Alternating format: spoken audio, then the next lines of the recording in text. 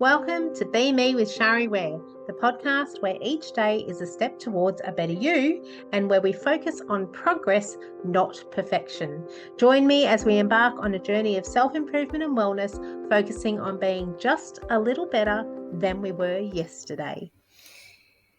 Hello and welcome to episode 6 of the BMEP podcast. I'm your host Shari Ware, and today we are delving into Why Do You Do What You Do part 2.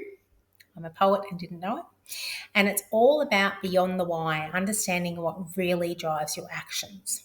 So if you caught the last episode, which was part 1 of Why You Do What You Do, we talked about the fact that there are 6 human needs that drive behaviour. And this week, we're going to move on to the next part. There are several things, quite a few things that go into why you do what you do.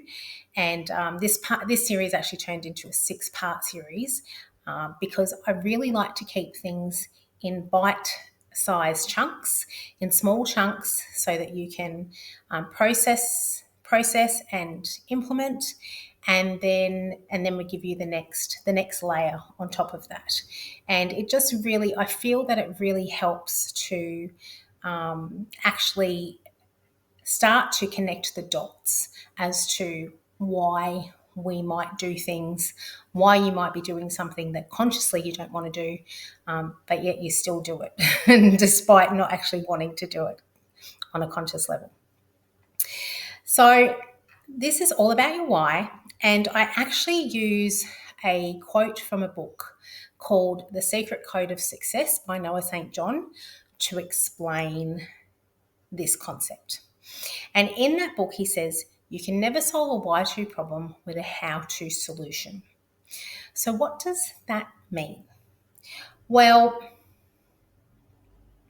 if there's something in your life that you have been trying to achieve, a goal that you set for yourself and you've been trying to achieve it, and you haven't succeeded, you really want to do it on a conscious level, you really want to achieve this goal, but it doesn't matter how hard you've tried, you just can't seem to do what you need to do to get there.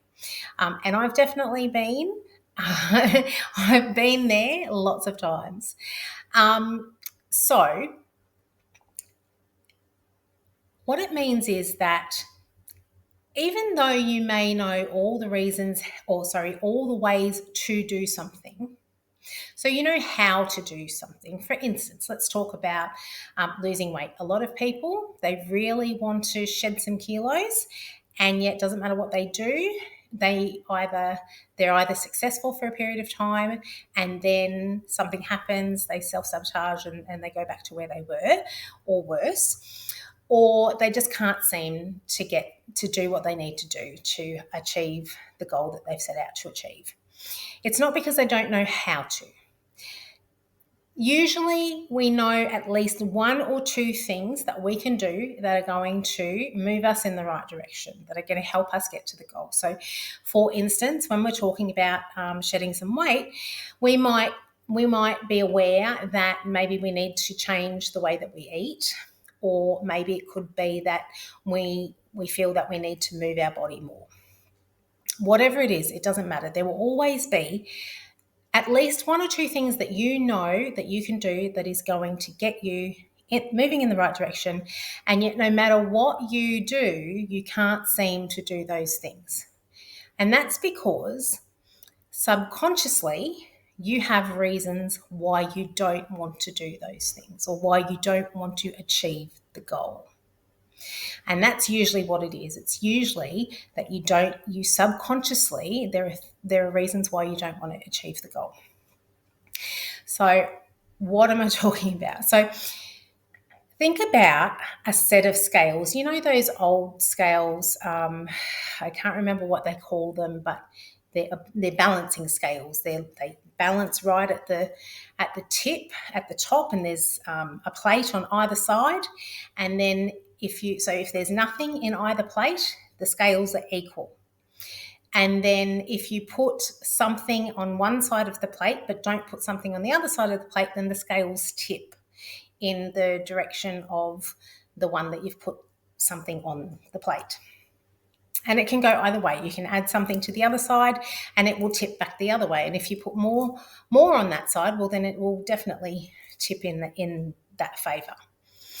So for anything that we want to do in our life, say we set ourselves a goal, there are reasons why we want to achieve the goal, and there are also reasons why we don't want to achieve the goal. And it really is like the set of scales. If the reasons why you don't want to achieve the goal outweigh the reasons why you do want to achieve the goal, then it doesn't matter what you do, you're not going to be successful.